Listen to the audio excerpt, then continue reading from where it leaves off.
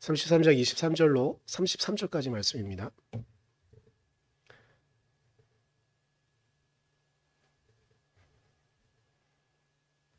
우리 같이 보겠습니다. 그때 하나님의 천사 1000명 가운데서 한 명이 그를 도우러 올 것입니다. 그 천사는 사람들에게 사람이 마땅히 해야 할 일을 상기시킬 것입니다. 하나님은 그에게 은혜를 베푸시고 천사에게 말씀하실 것입니다. 그가 무덤으로 내려가지 않도록 그를 살려주어라. 내가 그의 몸값을 받았다. 그렇게 되면 그는 다시 젊음을 되찾고 건강도 되찾을 것입니다. 그가 하나님께 기도를 드리면 하나님은 그에게 응답하여 주실 것입니다. 그는 기쁨으로 하나님을 섬기고 하나님은 그를 다시 정상적으로 회복시켜 주실 것입니다. 그는 사람들 앞에서 고백할 것입니다. 나는 죄를 지어서 옳은 일을 그르쳤으나 하나님이 나를 용서하여 주셨습니다. 하나님이 나를 무덤에 내려가지 않게 구원해 주셨기에 이렇게 살아서 빛을 즐기게 되었습니다. 하고 말할 것입니다. 이 모두가 하나님이 하시는 일입니다. 하나님이 사람에게 2번, 3번 이렇게 되풀이하시는 것은 사람의 생명을 무덤에서 다시 끌어내셔서 생명의 빛을 보게 하시려는 것입니다. 어른은 귀를 기울여 내 말을 들으십시오. 내가 말하는 동안은 조용히 듣기만 해 주십시오. 그러나 하실 말씀이 있으시면 내가 듣겠습니다. 서슴지 않고 말씀해 주십시오. 나는 어른이 오르시다는 것을 드러내고 싶습니다. 그러나 하실 말씀이 없으시면 조용히 들어주시기만 바랍니다. 그러면 내가 어른께 지혜를 가르쳐 드리겠습니다. 아멘. 네, 오늘 말씀은 엘리후의 이야기입니다. 엘리후는 32장에 갑자기 등장하는 인물이에요. 엘리바스나 이런 3명의 친구들이 있는데 3명의 친구들이 전통적으로 이제 욥과 대화를 나누던 중이었었어요. 욥은 아무리 그 친구들의 말을 들어도 자신은 하나님 앞에 범죄한 것이 없다고 아무리 생각해봐도 그렇다고 이야기합니다. 그런 상황 가운데 욥은 친구들은 적절한 욥의 말을 논박하거나 욥이 더 이상 말하는 걸 못하게 만들거나 하지 못하는 상황이 계속되어지는 거예요.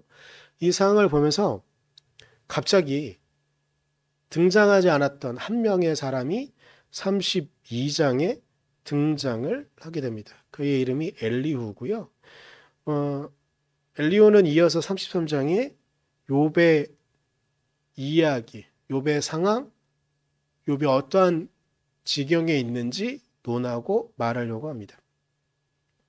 그런데 여기서 특이한 장면이 있는데 이전까지 3명의 친구들은 욥은 어찌 보면 하나님을 자신이 구성해 놓은 법정 앞에 소환하기를 계속 원해요.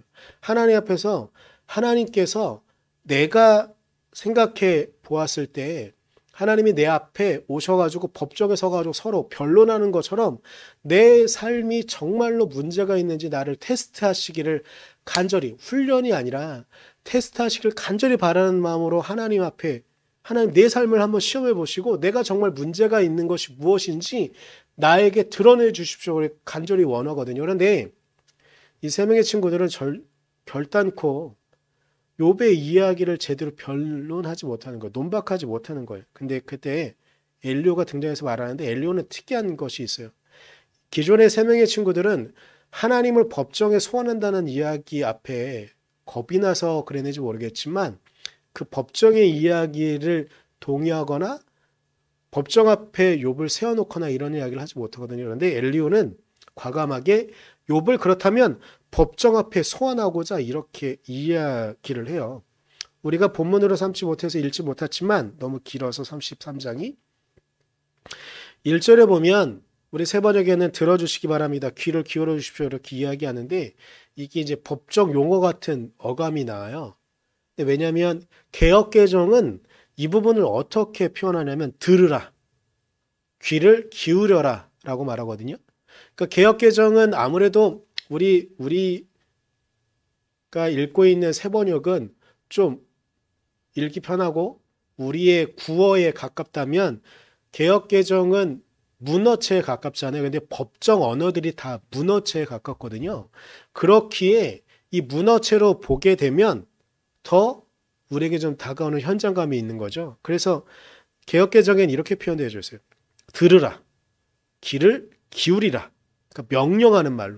법정에서 사용되어지는 언어들이죠. 그런데 이걸로만 끝나는 게 아니라 5절에 보면 우리 세번역에는 대답해 보시기 바랍니다라고 되어 있는데 개역개정에는 진술하라라고 되어 있어요. 그러니까 완전히 욥이 만들어 놓은 법정에 서가지고 반대편에 서서 이제 욥을 논박하는 그런 사람이 되어진 것이죠. 그러면서 8절부터 11절까지 욥이 지금까지 했던 이야기가 무엇이었는지 요약하면서 말해요. 자, 앞에 띄워놨는데 8절부터 11절까지요. 어른께서 이렇게 말씀을 하셨습니다. 이런 말씀을 하셨습니다. 내게는 잘못이 없다. 나는 잘못을 저지르지 않았다. 나는 결백하다. 내게는 허물이 없다. 욥이 지금까지 했던 말들이죠. 10절에 이렇게 말합니다. 그런데도 하나님은 내게서 흠잡을 것을 찾으시며 나를 원수로 여기신다. 하나님이 내 발에 착고를 채우시고 내 일거수 일투족을 다 감시하신다 하고 말씀하셨습니다 하면서 이제 법정 앞에서 마치 검사가 피고를 이렇게 신문할 때 쓰는 말처럼 이렇게 당신의 말이 이것이 맞죠? 라고 묻는 거죠. 이 장면에서 엘리오는 욥의 잘못과 욥의 말한 것들을 하나하나 들춰내고 말하려고 합니다. 그러면서 14절, 16절 이어서 말하는 부분들이 있는데요. 엘리오는 이렇게 말해요. 자, 먼저 띄워놓고 말씀을 좀 드리면 하나님의 경고를 잘 받아들이고 있지 못하고 말해요. 그러니까 욥은 지금 자신이 고통 중에 있는 게 맞거든요. 하나님께서 그의 삶을 어찌 보면 산산조각 내신 거예요. 그래서 그 고난과 그 고통 가운데 있는 게 맞거든요. 그런데 엘리오는 이 삶의 이야기들이 어찌 보면 하나님께서 우리에게 주시는 경고인데 이걸 깨닫지 못하고 있다고 말해요.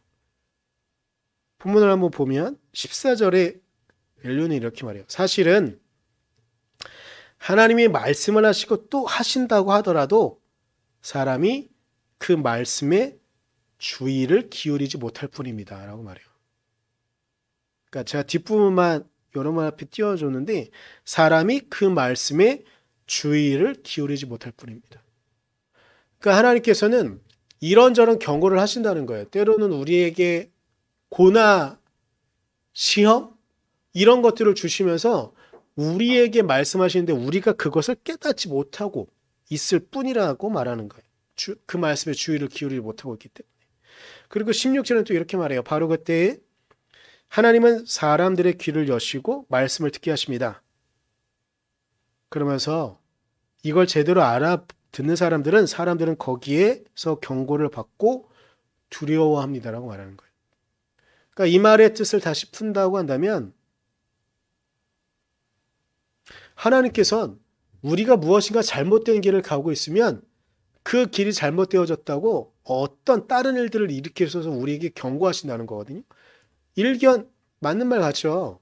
그런데 여기에 엘리오는 요즘 어떤 좀 심각한 이야기를 할 때 한 발짝 더 들어가겠습니다. 이런 말을 종종 쓰는데 한 발 더 들어가요. 그러면서 하면 안 될 말을 해요. 19절에 엘리오는 이런 말을 합니다. 하나님은 사람에게 질병을 보내셔서 잘못을 고쳐주기도 하시고 사람의 육체를 고통스럽게 해서라도 잘못을 고쳐주기도 하십니다. 여러분 이거 한번 자세히 봤으면 좋겠는데요. 이 말 교회에서 아주 많이 쓰는 말이에요. 교회에서 아주 많이 쓰는 말이어서 엘리후의 이 말이 우리는 맞는 것 같습니다. 한번 다시 읽어드릴게요. 하나님은 사람에게 질병을 보내셔서 잘못을 고쳐주기도 하시고 사람의 육체를 고통스럽게 해서라도 잘못을 고쳐주기도 하십니다. 교회에서 정말 많이 쓰는 말이에요. 무언가 잘못하는 사람이 있어요. 그럼 그 잘못을 돌아오게 하기 위해서, 그 잘못을 깨닫게 하기 위해서 질병을 주신다는 말이 오늘 엘리후가 하는 말이에요. 물론 이 말의 대상은 욥이에요. 엘리후가 말하고 있는 거예요. 욥, 당신이 무엇인가 잘못한 것이 있기 때문에 그 잘못의 증거로 당신이 지금 질병을 앓고 있는 거고, 더 나아가면 자녀도 잃은 것이고 재산도 다 날아간 겁니다 라고 말하고 있는 거죠. 그런데 이것이 왜 위험한 말이냐, 하면 안 되는 말이냐, 하나님께서는 과연 이런 방식으로 우리를 다스리실까요?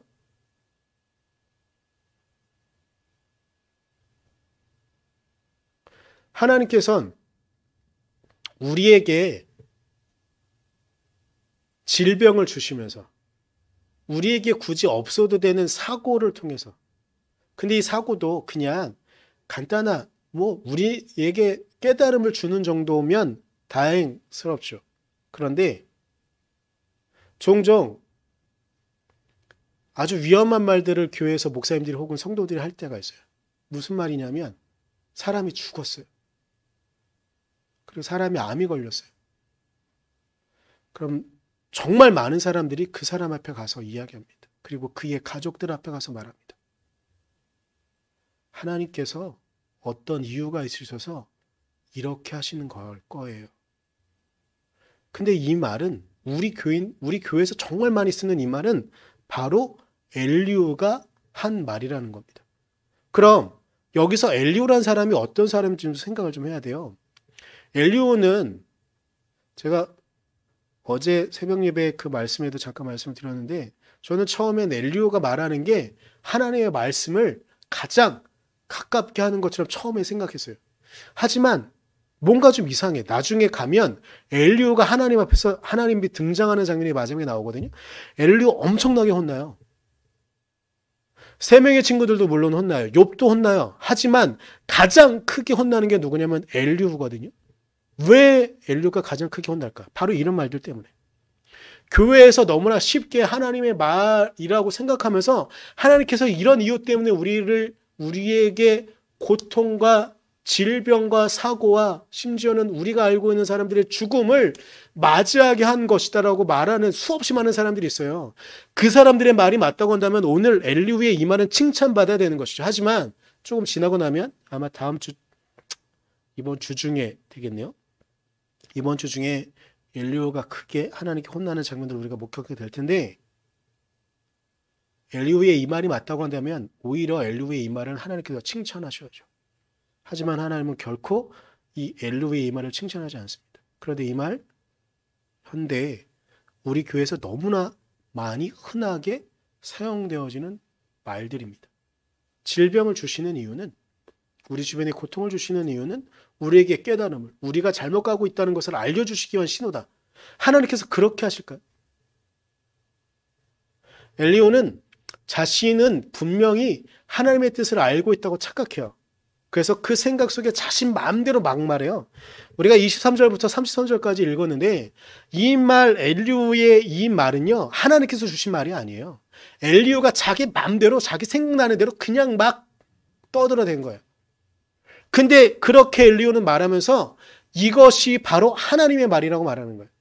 그래서 제가 오늘 설교 제목을 거짓 대행제라고 했는데, 엘리후는 자신감에 넘쳐나요. 이 젊고 어린 열정만 있는, 하나님을 향한 열정만 있는 이는 자신의 눈에 보아서는 욥이 감히 하나님의 이름을 망령되이 이르고 하나님 앞에 마음대로 말을 하고 있는 것 같으니까 오히려 자기가 나서서 하나님의 이름을 망령되이 일컬으면서 자기 마음대로 하나님은 이러한 분이시기 때문에 이렇게 하시는 겁니다라고 말하는 거지요.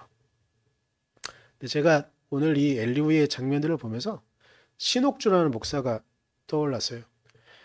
한동안 뉴스에도 나오고 왔다가 이 사람은 지금 교도소에 있긴 한데 아직도 이 사람을 추종하는 사람들은 교회에 남아가지고 열심히 신옥주가 예전에 했던 영상들을 보면서 예배를 드리고 있어요. 이해가 안 되는데, 제가 놀란 게 뭐냐면 얼마 전에 꽤 되긴 했는데 교회로 편지가 종종 이상한 편지들이 와요. 그런데 이 신옥주를 쫓는 사람들이 올 칼라로 만든, 그래서 지금 교회는 잘못된 길로 가고 있으니 빨리 돌아오십시오. 근데 뒷부분에 신옥조 목사의 말. 근데 이 충격적인 장면이 뭐냐면, 저는 뉴스 장면에서 잠깐 본 건데, 두 모녀를 신옥조 목사가 앞에 끌고 와요.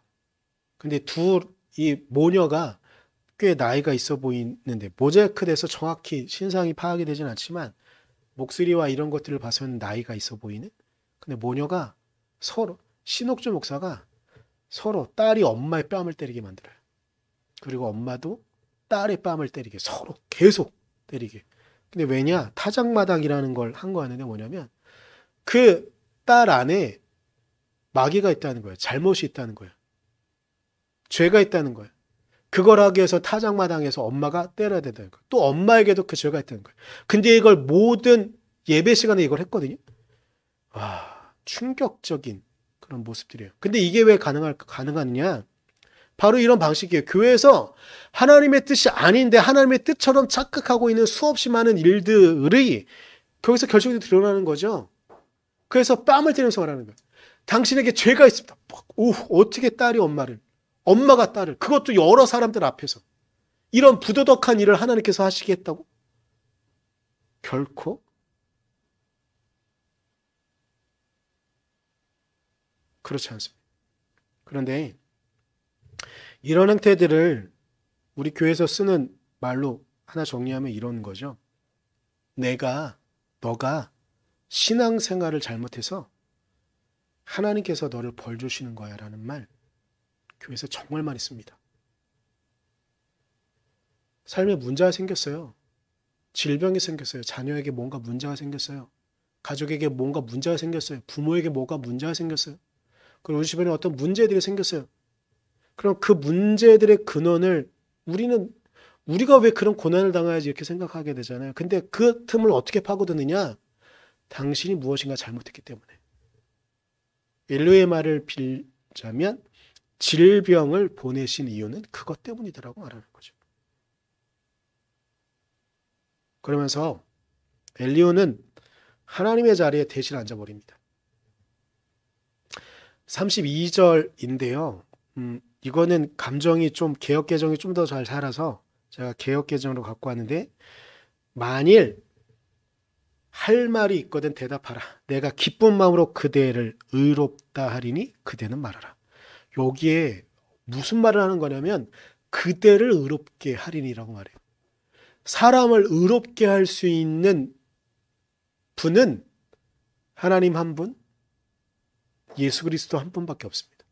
그런데 엘리후는 자기가 욥을 내가 기쁜 마음으로 그대를 의롭다 하리니라고 말해요. 자신이 하나님의 자리에 앉아버린 거예요. 근데 제가 이 엘리후의 모습을 보면서 신옥주 목자도 생각이 났고, 우리 주변에 수없이 많은 잘못 가고 있는 카리스마가 넘쳐나서 하나님의 자리에 앉아버린 수없이 많은 목사님들이 생각나기도 했습니다. 하나님의 이름을 겉에 걸어놓고 하나님의 이름을 망령되게 만드는 이들인 것이죠. 제가 어렸을 때 은하철도 999가 너무 재밌었어요. 그런데 어릴 때는 잘 이해하지 못했는데 충격적인 장면들이 몇 가지 모습들이 있거든요. 근데 그 중에 하나가 뭐냐면, 우리 영어는 모르겠지만 철이가 메텔과 함께 옛날 우주를 날아다닐 수 있는 기차를 타고서 이별 저별을 다니는 거죠. 근데 은하철도 999는 되게 철학적인 내용이 되게 많이 있거든요. 철이와 메텔이 도착한 별 중에 하나는 뭐냐면 내전에 빠져있는 별이었어요. 정말 황량해요. 나무도 별로 없고 그런 별에 도착을 했습니다. 근데 이 별은 무엇이냐면 폭군이 있어요.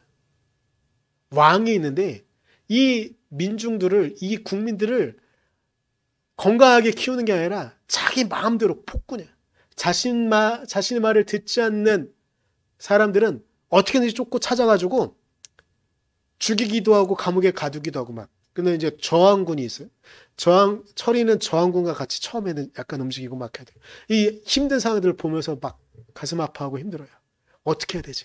근데 이 철이와 메텔이 열차 시간이 되어서 그 별에서 떠날 때쯤에 드디어 이 반군에 있는 사람이 지도자가 그 왕을 몰아내요. 근데 제가 어릴 때 너무 충격이었는 게 뭐냐면 이 왕을 몰아낸 사람이 왕관을 쓰게 되거든요. 근데 폭군과 똑같은 사람이 되어지는 거예요. 그걸 보면서 철이가 충격을 받으면서 그 편을 떠나요. 근데 저도 되게 충격이었어요. 근데 그 모습이 어떤 생각이 들었냐면 폭군을 몰아내기 위해 그렇게 열심히 폭군과 싸웠는데 그런 과정 가운데 그리고 이제 제가 점점 더 많은 세상을 겪기도 하고 공부를 통해서 보는 것들이 무언가 저항하고 무언가 싸웠던 사람들이 지나면서 나중엔 그 싸우는 사람들과 동일한 모습이 되어지는 것들을 정말 많이 목격하게 되거든요. 그러면서 어렸을 때 보았던 그 처리의 충격이 충격이 아니라 현실이구나를 알게 되었습니다. 근데 나중에 좀 더 공부하다 알게 된 건데 이건 어찌 보면 유럽에 용이 되어진 용자비의 전설이 있어요. 그러니까 용을 퇴치하기 위해서 용자비가 열심히 용을 몰아냈는데 나중엔 그 용자비가 용이 되어져서 사람을 괴롭히는 그런 전설이 있거든요. 그거랑 모티프가 거의 같더라고요. 그런데 과연 한국 교회를 위기에 빠뜨리고 있는 목사님들이 처음부터 그렇게 이상한 사람들이었을까? 신옥주 목사를 쫓는 그 수없이 많은 사람들은 처음부터 이런 말도 안 되는 상황을 받아들였을까?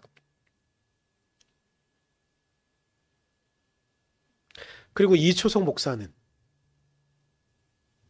참고로 박보검이 다니고 있는 교회의 목사가 이초성 목사예요. 이단이에요. 김기동 목사는 처음부터 그런 사람들이었을까? 한국 교회를 위기에 빠뜨리고 있는 이 사람들은 처음부터 그런 사람들이었을까? 그리고 거기에 가는 사람들은 우리는 이단이라고 말해서 그곳에 가지 말라고 말하는데 그곳에 간 사람들은 왜 그곳에 가서 말도 안 되는 그 말들을 따를까? 우리는 신천지는 왜 그럴까? 처음엔 아마 거기 안에서 엄청난 위로를 받았겠죠.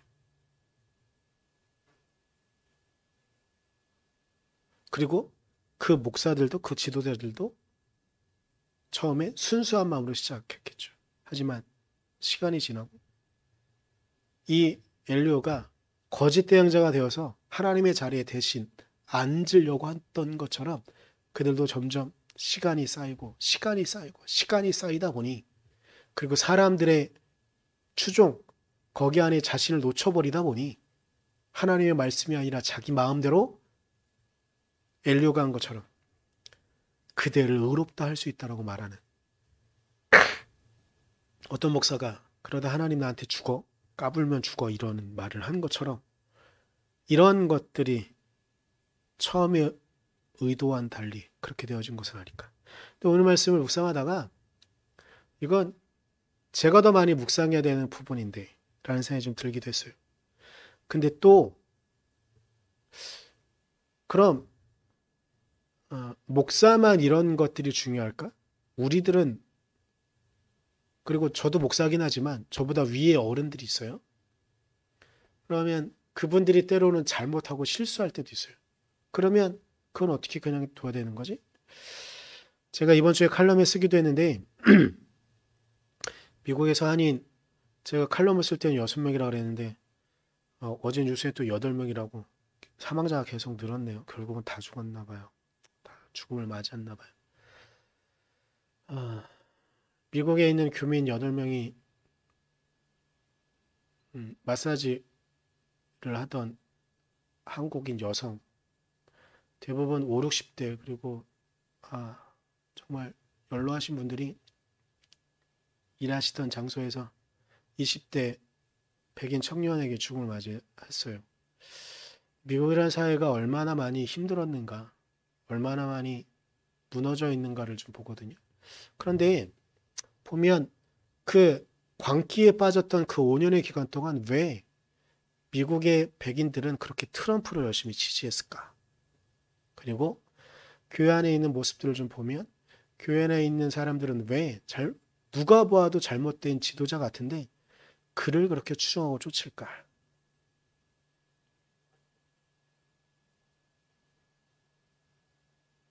어쩌면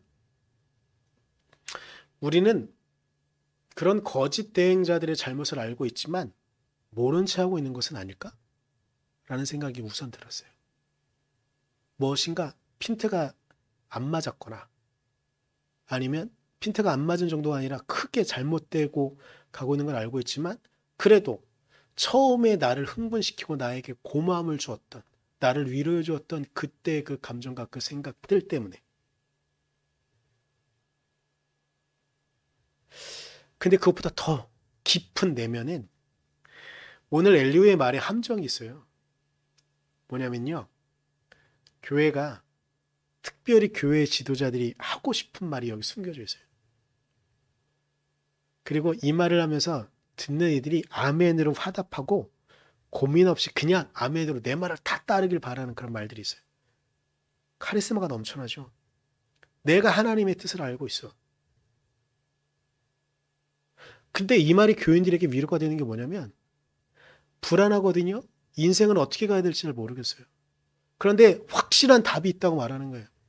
신옥주의 말을 쫓아서 왜 해외에 이민을 가겠어요? 이 땅에 있는 모든 것을 다 청산하고 심지어 대출까지 받아가지고 왜 해외로 이민 가려고 그랬어요? 이 땅을 살아가는 게 힘들다고 생각하니까.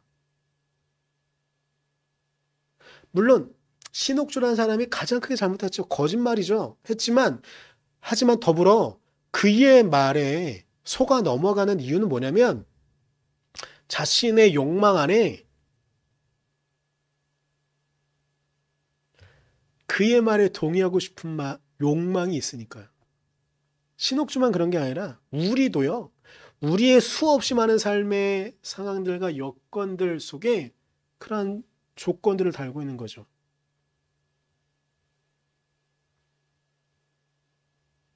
그러니까 우리는 그들의 거짓말에 그 거짓 대행자들의 말에 휘둘리면서 하나님이 원하시지 않는 그 일들을 쫓아가고 있는 것이겠죠.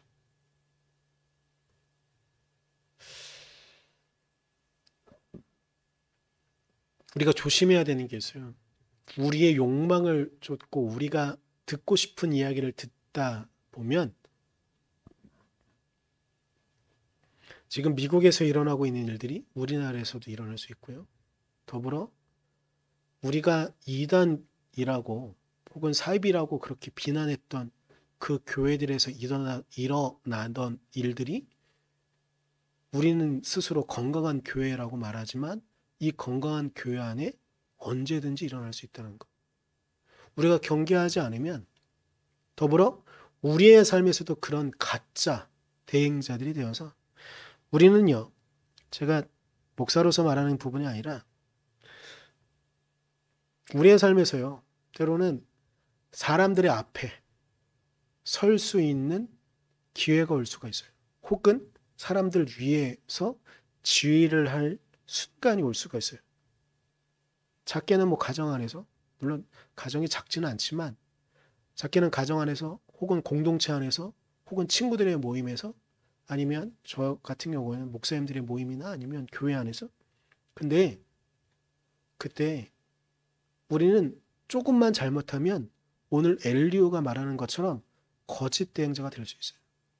엘리오가 우리 좀 다시 한번 떠올려 보면 하나님은 사람에게 질병을 보내셔서 잘못을 고쳐주기도 하시고 사람의 육체를 고통스럽게 해서라도 잘못을 고쳐주기도 합니다. 이런 말하면 사람들이 내가 지금 고통스럽고 질병이 있는 이유는 이것 때문이구나. 그러면 내가 하나님의 말씀을 이걸 내가 깨닫고 내가 하나님 말씀대로 살면 이 질병이 없어지네? 이게 답이에요. 그럼 얼마나 심플하고 얼마나 좋아요. 그러면 거기에 빠져드는 거죠. 그러다 거짓 대행자를 쫓아가고 심지어 우리가 거짓 대행자가 될 수도 있다는 겁니다. 그래서 우리는 깨어 있어야 됩니다. 그래서 우리는 하나님의 말씀을 더 잘 읽고 잘 묵상하고 우리의 삶에서 하나님의 말씀을 어떻게 쫓아갈까를 더욱더 고민해야 되는 겁니다. 우리 안에 그런 모습들이 없다고 한다면 우리가 거짓 대행자가 될 수도 있고 더불어 우리가 그 거짓 대행자를 추종하는 사람이 될 수도 있습니다. 그러기에 우리는 더욱더 우리의 마음을 지키고 더욱더 말씀 앞에 온전히 서야 되는 것일 겁니다. 우리 시간 기도를 잠깐 좀 했으면 좋겠습니다. 혹시 우리 안에 그러한 욕망들은 없는지, 우리 스스로 답을 제시하고 우리 스스로 거짓 대행자가 되려고 하는 그런 욕망들은 없는지 돌아보았으면 좋겠습니다. 그리고 더불어 우리가 그런 거짓들에 넘어가지 않도록 해달라고, 우리가 온전히 하나님 은혜 안에 있을 수도 해달라고 우리 잠깐 같이 조용히 기도하고, 자, 기도하고 축도로 예배 마치도록 하겠습니다. 기도하겠습니다.